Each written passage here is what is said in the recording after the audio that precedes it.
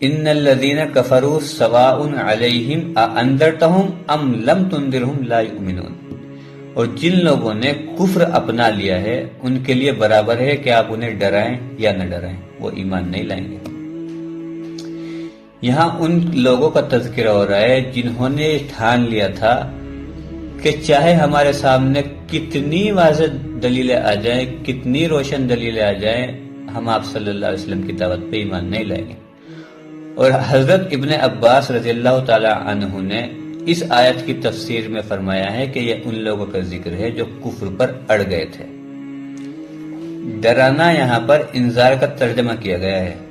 قرآن کریم نے نبی علیہ الصلوۃ والسلام کی دعوت کو بکثرت ڈرانے سے تعبیر فرمایا ہے، کیونکہ نبی جو ہیں وہ لوگوں کو کفر سے اور ان کی بدعمالیوں کے انجام سے ڈراتے تھے۔